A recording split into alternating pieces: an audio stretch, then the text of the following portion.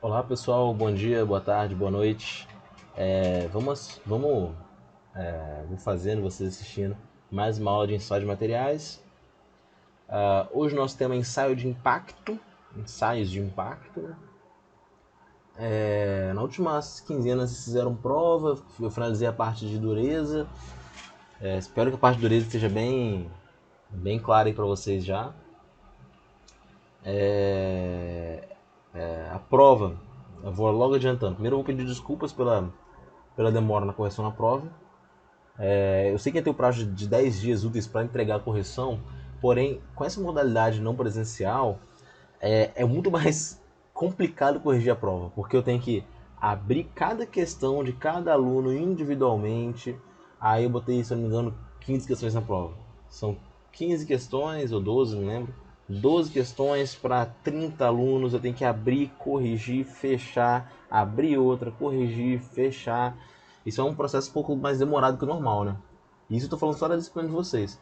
Então, eu peço um pouco de paciência aí para receber a nota da prova, mas vocês vão receber muito em breve, com certeza, tá bom? No máximo semana que vem eu já posto para vocês, sem dor de cabeça, sem problema nenhum.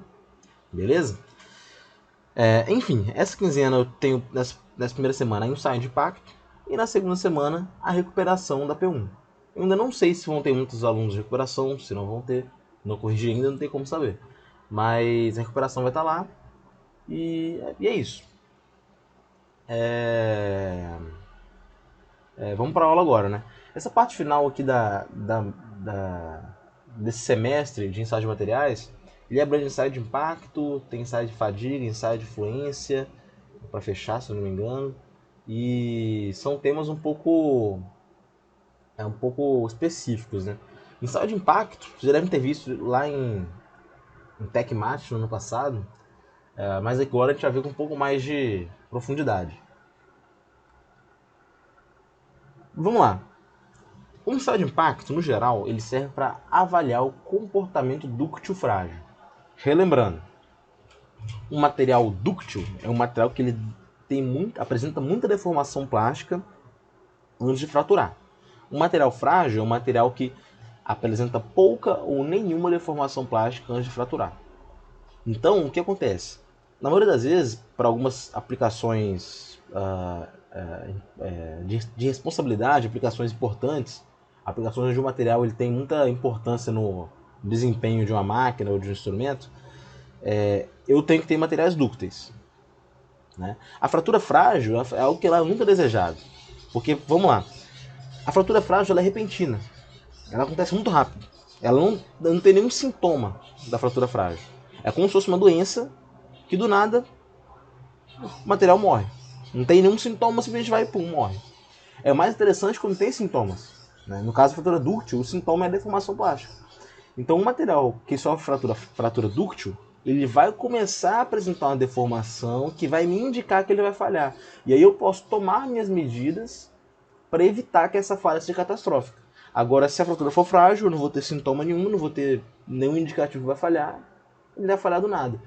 E o que acontece é que muitos componentes de máquinas, muitos materiais, na verdade, eles apresentam uma transição dúctil-frágil. Ele é um material que é dúctil em temperatura normal, mas a baixa temperatura ele funciona frágil. Então, como que a gente avalia isso? Como que a gente avalia se esse material ele apresenta esse tipo de comportamento? A gente avalia através do ensaio de impacto. Esse é a maior importância desse tipo de ensaio. Essa é a maior importância. Né? A carga é aplicada através de um choque, né, de um impacto, por isso o nome que a gente chama de ensaio de impacto, né, que é a queda de um martelo ou de um pêndulo. Como vocês vão ver daqui a pouco, é um martelo caindo sobre a peça, de uma altura determinada sobre a peça a examinar. É exatamente isso. Então, eu vou mostrar para vocês, acho que daqui a pouco eu tenho um bom exemplo de como funciona o ensaio. Os ensaios mais conhecidos são os Sharpie e Isod. Né? São dois ensaios muito parecidos, mas são os dois ensaios de impacto mais comuns. A diferença entre eles é a configuração geométrica do entalhe e o modo de fixação do corpo de prova na máquina. O Sharpie, ele é mais popular nos Estados Unidos, o ISOD é mais popular na Europa. O resultado do ensaio, eu vou ter a energia absorvida pelo material até a fratura, ou seja, a tenacidade ao impacto. Além da resistência ao impacto, relacionando-se a energia absorvida com a área da seção resistente. Então, eu tenho aí, no geral, a tenacidade ao impacto. Né? Lembrando que tenacidade é uma propriedade que ela pode apresentar várias facetas, aí, dependendo do que a gente analisa. Né? Tem tenacidade ao entalhe, tenacidade à fratura. Aqui, no caso, a gente está avaliando tenacidade ao impacto. A gente está tendo um esforço que é um impacto, um esforço dinâmico. Como eu falei, esse ensaio ele é mais utilizado para verificar a transição dúctil-frágil em função da temperatura nos materiais. Né? É importante desse ensaio determinar a faixa de temperatura na qual o material muda de dúctil para frágil. O ensaio de impacto ele é amplamente utilizado nas indústrias naval e bélica, e em particular nas construções que deverão suportar baixas temperaturas. Né? Ou seja, são aquelas aplicações onde eu tenho baixa temperatura. Porque geralmente eu fabrico o material na temperatura tal, ou analiso as propriedades da temperatura ambiente. Só que ele vai ser aplicado a funcionar em temperatura muito baixa. Né? Então esse ensaio de impacto tem que ser utilizado nesse material para verificar se em temperaturas baixas ele vai apresentar essa transição. Esses ensaios também são aplicáveis a materiais poliméricos e cerâmicos, não são exclusivos de metais. Esse é o ensaio. Vamos lá. Tanto no Sharpie quanto no ISOD. Qual é o princípio do funcionamento? Eu vou soltar a carga lá de cima, ela vai descer e vai atingir o meu corpo de prova. Depois que atingir e quebrar o corpo de prova, ela vai subir a uma altura, que a gente chama de altura de rebote. E agora eu quero que vocês lembrem de física. Conservação de energia. Vamos lá. Vocês devem ter visto isso, um aluno do IFES já deve ter estudado isso várias vezes. Lá em cima, pensando aqui no ensaio Sharpie, eu tenho uma altura de queda tal, que está mostrado aqui no gráfico, aqui nessa imagem. Lá em cima, ele parado lá em cima, ele só tem a energia potencial gravitacional referente a essa altura de queda. É a única energia que ele tem. Ele vai descer, vai atingir o corpo de prova e vai subir uma alturinha aqui em cima. Essa alturinha máxima que ele atingir, que é a altura de rebote, eu vou ter uma outra energia potencial gravitacional associada, mgh. A diferença entre essa altura de rebote e essa altura de queda, ela vai ser utilizada para me dar uma noção da energia que eu gastei para romper o material. É a energia gasta no impacto. Beleza? Então a lógica do ensaio de impacto, ele passa por essa questão de conservação de energia. Eu tenho energia potencial gravitacional lá em cima, eu sofro impacto, eu perco energia ali e subo um pouquinho. Essa diferença de altura vai ditar qual é a energia que eu perdi no impacto. Beleza? Isso é tudo registrado pelo próprio equipamento. Né? A lógica do ensaio de impacto é essa.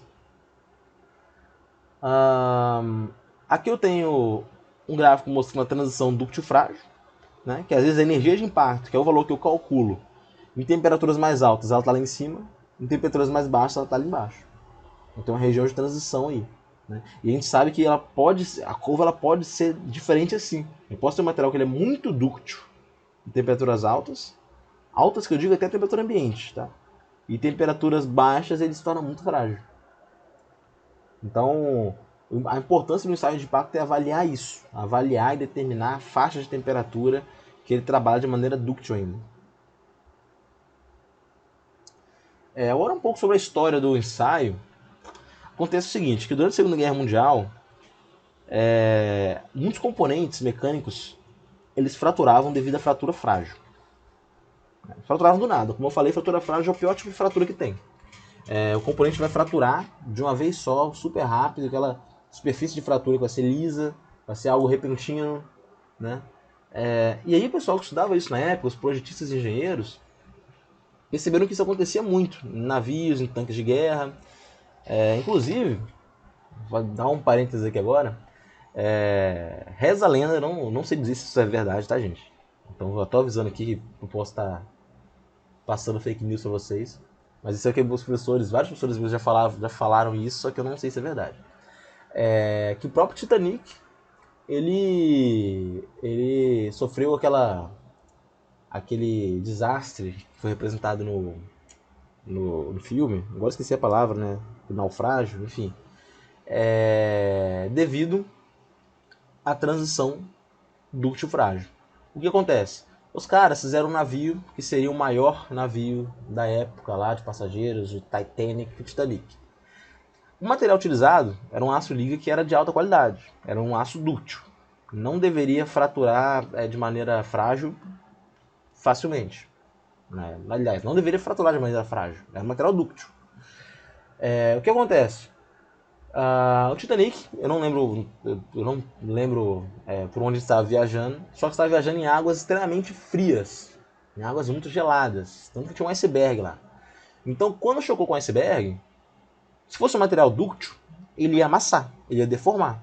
Só que por ser um material frágil, por ter se tornado frágil devido à temperatura baixa, ele fraturou e rompeu. E aí que aconteceu o naufrágio do navio. Então muita gente associa o acidente com o Titanic a essa transição dúctil-frágil. Porque na época não tinha conhecimento a respeito desse tipo de transição ainda. Né? Foi em 1910, 1920 por aí. Né? Então, dizem que é isso, tá, gente? Não é certo, mas é uma lenda urbana que a gente ouve aí nessa área. Então, nessa época, a parte do Titanic, fratura frágil era muito comum em navios, em tanques de guerra, era algo muito corriqueiro. Alguns navios eles simplesmente partiam-se no meio, mesmo aqueles construídos em aço de alta dutilidade. Né? Isso era muito mais evidente nos meses de inverno, que eu tinha água mais fria, um ambiente mais frio. Né? Essa questão da fratura frágil ela também acontecia em tubulações de petróleo, em vasos de pressão, em estruturas metálicas. Então isso era algo que acontecia com muita frequência. Né? E a ocorrência desse fenômeno em muita frequência, em alta quantidade, motivou os pesquisadores a tentarem entender isso. Entender essa fratura frágil que vinha do nada. Né? Até que a pesquisa foi se desenvolvendo e entenderam que existem 3 fatores que contribuem para o surgimento da fratura frágil. O primeiro deles é um estado triaxial de tensões, né, que pode estar relacionado, na maioria das vezes, a configurações geométricas complexas, a entalhes, a concentradores de tensão. Né? Concentrador de tensão é aquela particularidade no material que meio que torna o material mais suscetível a fraturar. Né? Pensa no material que tem vários poros, material poroso. É muito mais fácil quebrar um material poroso do que um material que é todo maciço. Né? O poro é um concentrador de tensão. Baixas temperaturas influenciam no estágio de impacto e a taxa de deformação alta também influencia. E para a ocorrência da fratura frágil, não é preciso que aconteçam os 3 fatores ao mesmo tempo. Às vezes apenas um já é suficiente para fazer o material falhar, sofrer fratura frágil. Estados triaxiais ocorrem nos entalhes, né? E juntamente com baixa temperatura foram responsáveis pela fratura frágil. Né? Então juntou dois fatores aí que tornavam o material propício ou propenso a sofrer a fratura frágil. Inicialmente, a fratura frágil ela era associada a juntas soldadas, né? Associada a juntas soldadas. O pessoal pensava que a solda era o lugar mais fraco. Né? Porém, isso foi após longa pesquisa, né, foi descoberto que juntas rebitadas e parafusadas tinham um desempenho tão bom quanto. O problema da junta soldada é que a solda tinha que ser bem feita. Né? Eu tenho que ter uma solda com poucos defeitos. E se devem ter visto já em Tecmate, matéria de soldagem, se não fizeram, devem estar fazendo. A solda ela não pode ter muitos defeitos. Ela não pode ter muitos poros, não pode ter inclusões. Esses defeitos são concentradores de tensão que tornam o material suscetível a falhar de maneira frágil. né? Aqui eu tenho duas fotos mostrando um rompimento de navios. Aquele rompimento totalmente, sim, repentino. Né? O navio realmente partiu no meio, sem motivo.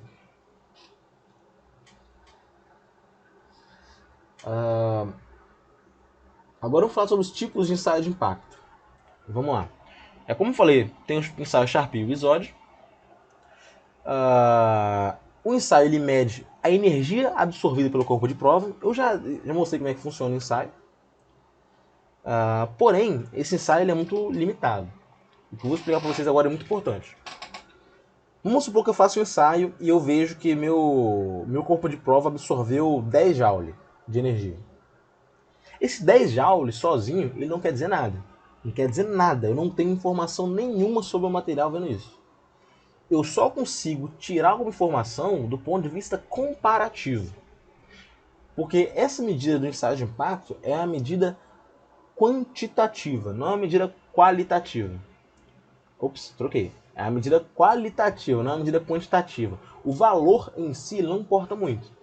Né? O que importa é se eu tenho 3 materiais, faço o mesmo ensaio, na mesma temperatura, e vejo que um teve uma energia de impacto maior, outra razoável, outra menor. Então, assim, o ensaio de impacto ele não é usado da mesma maneira que o ensaio de tração. No ensaio de tração eu consigo extrair dados de propriedades dos materiais. No ensaio de impacto eu consigo ver qual material é mais dúctil que qual. Eu consigo identificar a faixa de transição dúctil frágil. Mas o valor da energia absorvida, energia de impacto, ela não significa nada para mim. Beleza? Né? Então, muito embora o ensaio de tração seja um ensaio muito completo e consiga extrair muita informação a respeito do meu material, algumas informações eu não consigo extrair desse ensaio. E é por isso que a gente usa o ensaio de impacto. É um ensaio complementar. É um ensaio que eu vou conseguir definir a minha temperatura dúctil frágil, eu vou conseguir definir qual vai ser a minha faixa de utilização desse material, né? A temperatura dúctil frágil ela é fácil de definir através desse ensaio. Porém, como eu falei, o valor da energia absorvida em si ela não diz muita coisa não diz nada. Né? É só um indicativo. E eu tenho 2 tipos de ensaio, Sharp e ISOD. Né? Em ambos os casos, o corpo de prova tem o formato de uma barra de seção transversal quadrada, uma barra quadrada, na qual é usinado um entalhe em formato específico. Né? Eu tenho um pêndulo, ele vai estar numa altura HQ lá em cima, ele vai descer, bater no corpo de prova, quebrar o corpo de prova e subir até uma posição final, que eu tenho uma altura HR, como está nessa imagem aqui. HQ é a altura inicial, HR é a altura final. O pêndulo ele vai bater exatamente nesse formato que está em cima aqui contra o meu corpo de prova. O corpo de prova ele tem esse entalhe para facilitar que aconteça esse rompimento. Esse é um concentrador de tensão que facilita.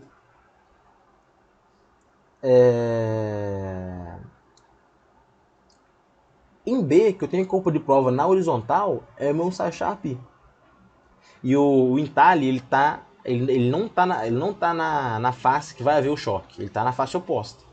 No ensaio ISOD, o corpo de prova ele está na vertical e o entalhe ele está exatamente na direção onde vai haver o choque.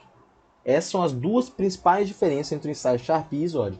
Então, se eu perguntar isso na prova para vocês, diga 2 diferenças entre o ensaio Sharp e ensaio ISOD. O Sharp, corpo de prova, está na horizontal e o entalhe está na face oposta à face de contato, face de impacto. No ISOD, o corpo de prova está na vertical e o entalhe está na face que vai sofrer impacto.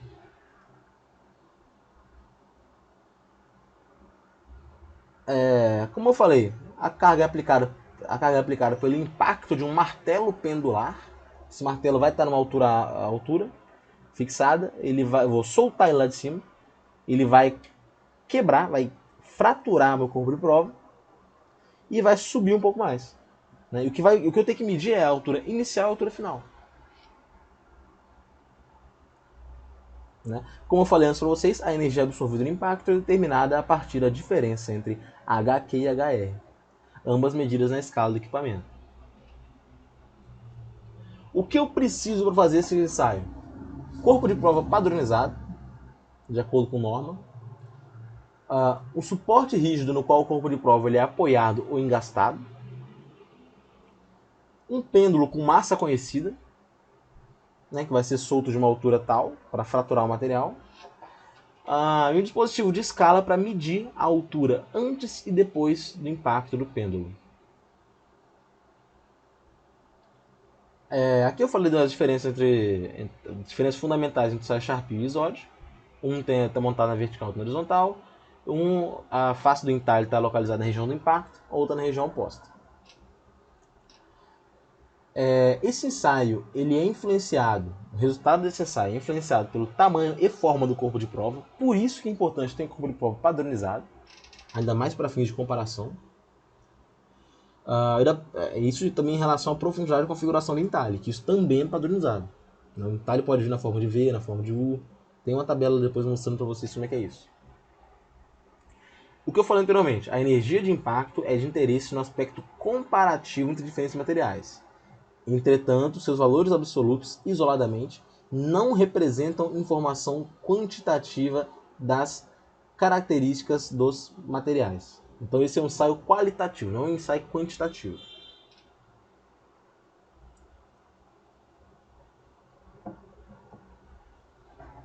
Como já falei, já repeti, vou falar mais uma vez. A função do ensaio Sharp e ISOD é determinar se existe a transição dúctil-frágil e, se existir, em qual faixa de temperatura acontece. A principal função do ensaio é essa. Não é determinar a tenacidade, não é determinar a energia de impacto. A principal função é essa. Aqui eu tenho dois gráficos. Aqui à esquerda tem o resultado do ensaio Sharp para duas amostras de ácido inoxidável. Ácido inoxidável 304 e ácido 0,6% de carbono. Né? A gente vê que o ácido inoxidável 304 ele trabalha de menos 100 graus Celsius até 200 graus Celsius com a tenacidade praticamente, com a energia absorvida praticamente igual, ele não muda. Porém, o ácido 0,6% de carbono, ele tem essa transição, ele apresenta essa transição. Você pode observar que de 150 graus Celsius até mais ou menos 50 graus Celsius acontece a transição. Ele é mais frágil a temperaturas mais baixas. Outro exemplo aqui na direita é o mesmo gráfico, só para materiais diferentes, né? Aço com 0,4% de carbono com diferentes elementos de liga, temperados e revenidos. A gente vê que a maioria desses aços aí tem uma transição muito forte abaixo de menos 100 graus Celsius. Né? Eles estão bem mais frágeis dessa temperatura.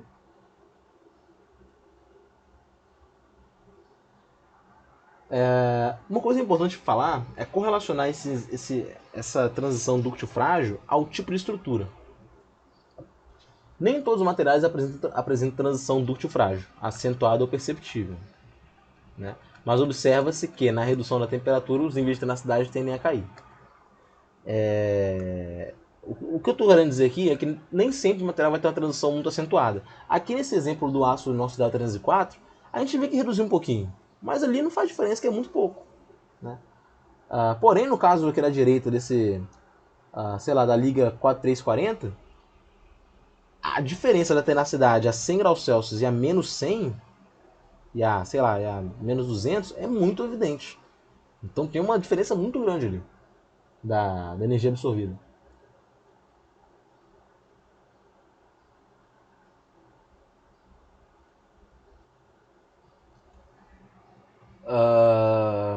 Bom, outra coisa importante falar é que estrutura CFC tende a permanecer dúctil mesmo em temperaturas baixas, como é o caso do ácido inoxidável 304.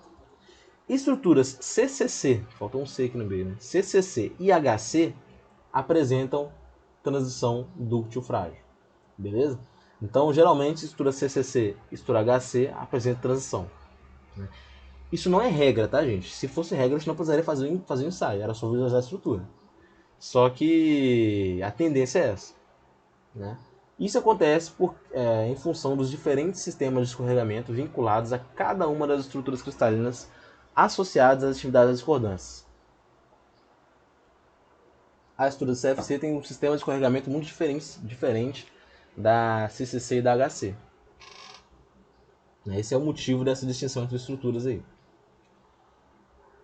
Aqui eu tenho outro ensaio Charpy, mostrando a transição dúctil-frágil relacionada com a temperatura, a energia de impacto e a porcentagem de fratura dúctil. Então, aqui a gente observa que esse material que está mostrado aí, ele tem uma transição muito evidente. Tanto o material que está na linha contínua quanto na linha tracejada, pelo que eu entendi, são dois materiais, ou são um só. Bom, enfim, eles têm uma fratura, eles têm a transição dúctil-frágil bem evidente aí, isso está muito claro. Uma maneira também que pode aparecer aqui é a questão de porcentagem de fratura dúctil. Isso é visto através da análise da superfície de fratura. A fratura é 100% dúctil quando eu estou acima de 80 graus Celsius. Porém, abaixo de 0 graus Celsius, a fratura ela é quase 100% frágil. Então tem essa distinção aí numa faixa de temperatura até pequena, o que é perigoso. Aqui eu tenho o comportamento de vários outros metais no ensaio de impacto. A gente vê que aço baixo carbono tem uma transição dúctil-frágil muito evidente. O aço maragem, não sei como é que a pronúncia correta, ele não tem a transição dúctil-frágil tão evidente assim. O alumínio também não. O aço 4340 também não. Enfim, tem vários materiais aí mostrando o comportamento deles em relação ao ensaio de impacto.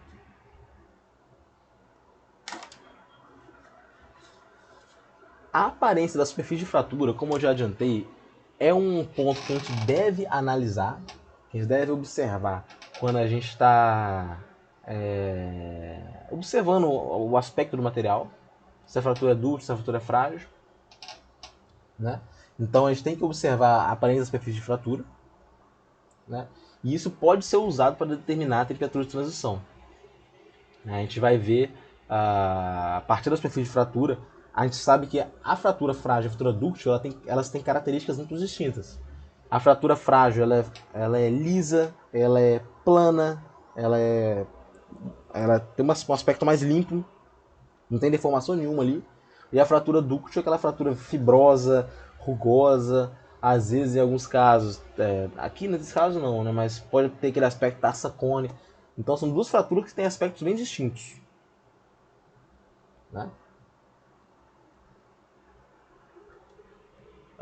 Quando o interesse do ensaio reside em determinar as transformações sofridas pelo material em função da variação de temperatura, o ensaio Charpy é o mais apropriado e versátil, devido à facilidade de posicionamento do corpo de prova na máquina. O ensaio Charpy, tal como o ensaio de dureza, todos os ensaios, o ensaio de dureza Rockwell ou Brinell, o ensaio de impacto no geral é um ensaio simples demais. Se eu tiver equipamento, é um ensaio que eu faço rápido, é um ensaio simples, é um ensaio muito fácil de fazer. Então, isso é muito importante, porque muitas vezes não vale a pena a gente ter um ensaio muito demorado, muito complexo, e que eu tenha uma certa dificuldade de extrair informação. Aqui a informação eu extraio muito facilmente, é muito rápido, muito fácil de fazer. Então é um ensaio muito útil. Para fazer o ensaio de impacto, o corpo de prova deve ser mantido na temperatura desejada por pelo menos 10 minutos. E aí tem aqui essa distinção, que eu tenho que fazer o aquecimento só do corpo de prova. Aquecimento ou resfriamento. Então, se eu quero fazer um ensaio a 100 graus Celsius, eu tenho que deixar meu material a 100 graus Celsius por pelo menos 10 minutos. Ou 30 minutos em meios gasosos, 10 minutos em meio líquido. Com o ensaio realizado em tempos inferiores a 5 segundos desde a retirada do corpo de prova do forno ou do refrigerador e colocação na máquina. Então eu tenho que manter aquela temperatura por certo tempo, tirar e rapidinho colocar na máquina para fazer o ensaio. Para evitar que ele perca calor, que ele ganhe calor que ele mude de temperatura assim que eu coloque ele na máquina. Isso é inevitável, que vai perder. Infelizmente vai perder. Mesmo que eu controle bastante o ambiente. Porém, eu tenho que reduzir isso, tenho que fazer isso tudo da maneira mais rápida possível. Aqui eu coloquei algumas normas que regem esse processo. Lembrando que o dispositivo empregado para manusear o corpo de prova não deve alterar a temperatura do mesmo, né? Eu não vou pegar usar um dispositivo que vai mudar a temperatura do corpo de prova. Eu não quero mudar a temperatura dele, eu quero avaliar o material naquela temperatura. A gente usa pinça, tenazes, coisas com pequena área de contato para evitar essa troca de calor. Aqui, mais uma vez, eu tenho a representação do ensaio. Aqui a representação geométrica, né? O beta é o ângulo de queda ali no ensaio Charpy. O alfa é o ângulo de rebote.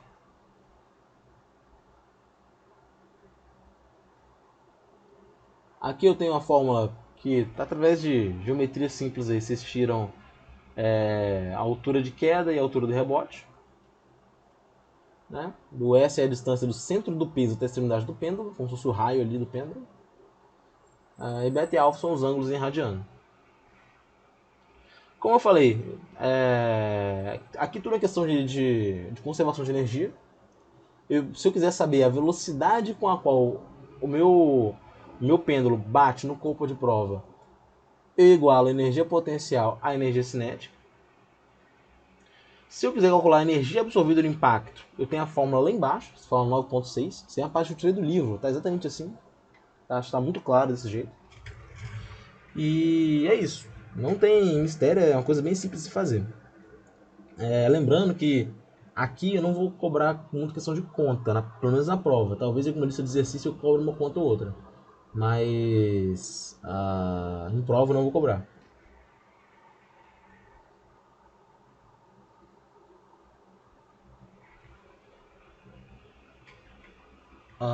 Vamos lá. O que eu posso extrair do meu ensaio de impacto?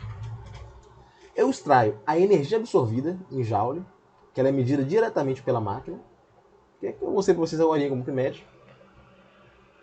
A contração lateral, a quantidade de contração em cada lado do corpo de prova fraturado, que já vai me dar um indicativo de como foi qual a natureza da fratura, se é uma fratura frágil, se é uma fratura dúctil.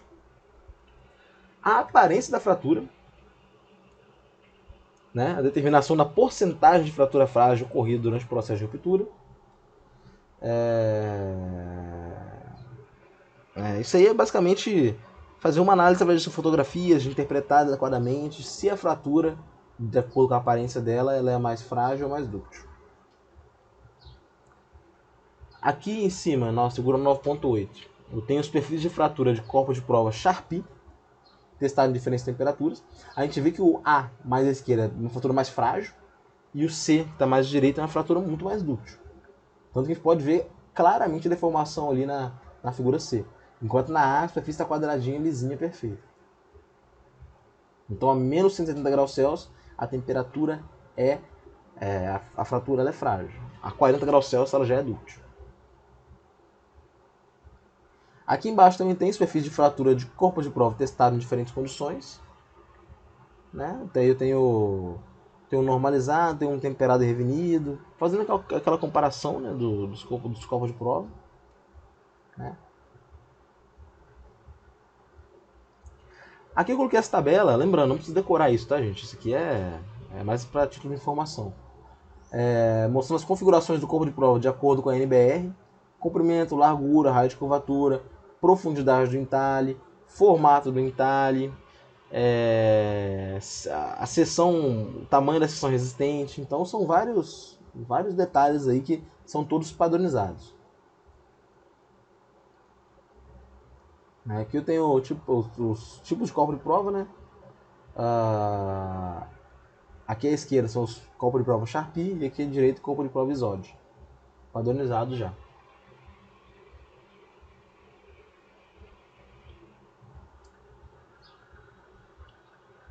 Aqui eu tenho o resultado do ensaio de impacto em 3 diferentes representações.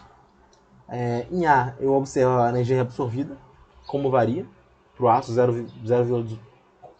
com 0,18% de carbono.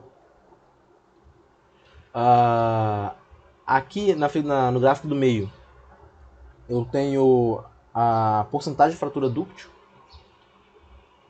Né? À medida que a temperatura aumenta, a fratura vai se tornando mais dúctil.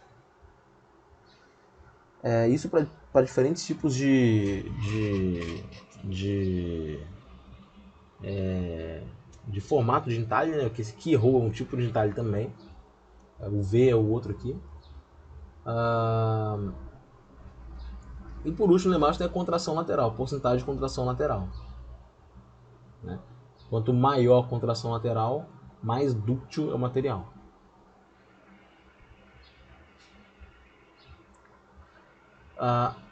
Aqui eu tenho um gráfico mostrando o efeito da orientação do corpo de prova das curvas de nível, nas curvas de temperatura de transição Charpy. Então, assim, a gente sabe que, vamos supor que eu tenho uma placa de aço que eu quero avaliar essa placa transversal de impacto. Eu tenho que saber também como que eu vou cortar o corpo de prova. Porque eu sei que, de acordo com o processo de fabricação, meu material pode apresentar certa anisotropia. Vocês devem lembrar isso lá de TecMat, que é aquela direcionalidade das propriedades. Então, dependendo da direção que eu estou observando, que eu corto, se eu estou cortando na direção de laminação ou se estou cortando na direção oposta, o resultado pode ser diferente. Né? O resultado pode não ser interessante. Então, de acordo com essa distinção ainda, como no caso de direção de laminação, pode ser necessário eu ter mais de um corpo de prova da mesma amostra, né? Mas pegando direções diferentes. Né? Aqui está evidente nessa imagem aqui de cima, né? Que eu tenho um corte em A, em B e em C. Tem 3 cortes diferentes, com o mesmo material, eu tenho 3 curvas totalmente diferentes. Né? Mostrando a energia absorvida. Aqui eu tenho embaixo tem a curva de transição para um aço encruado, trifilado a frio.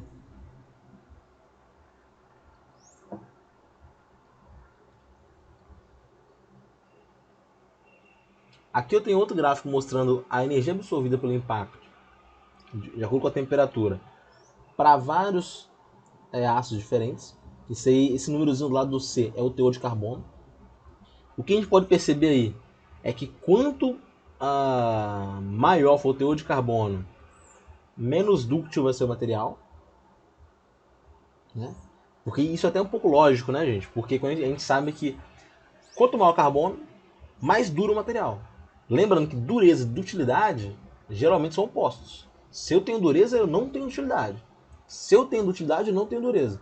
Então, os aços doces, os aços mais com baixo teor de carbono, eles têm uma dutilidade maior à temperatura ambiente.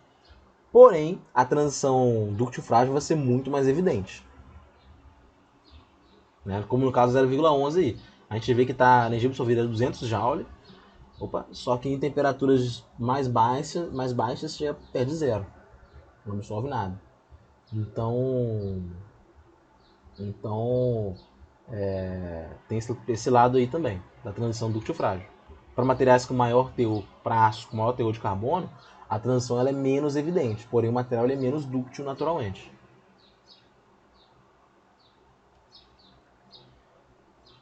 Aqui eu tenho uma relação entre dureza e energia de impacto,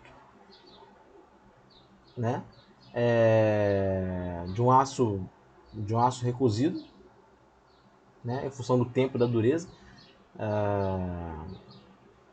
Esse gráfico eu coloquei só para ter uma noção de como a dureza ela influencia no processo, mas não tem informação útil para tirar daqui, né?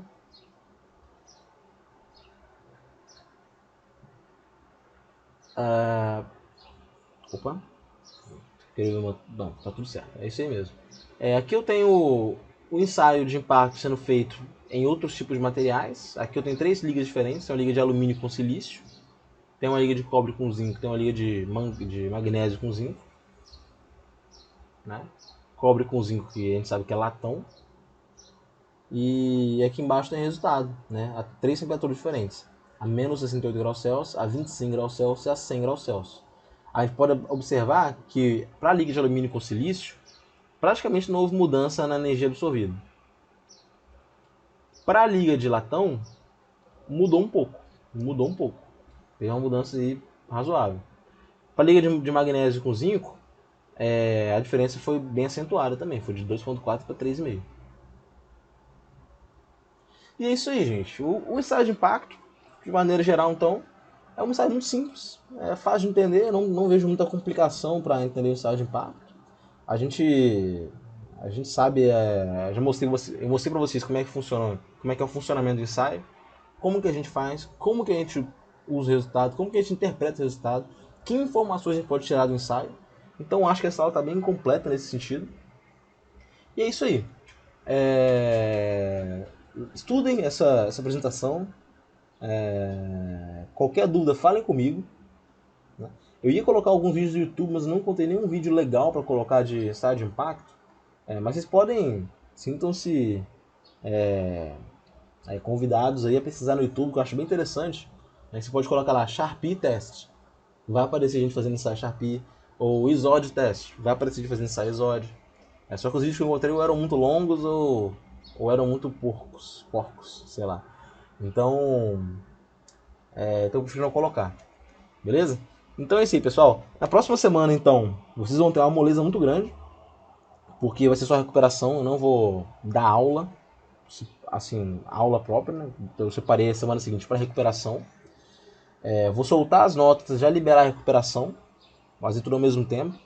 Aí eu vou dar um prazo maior para recuperação, para vocês terem um tempinho de estudar, né? Geralmente eu coloco 7 dias, eu vou ver se boto 14. Vocês têm bastante tempo de fazer. Apesar de que eu acho que eu não foi bem na prova, porque a prova em si estava simples. E é isso aí, pessoal. Até a próxima semana. Valeu!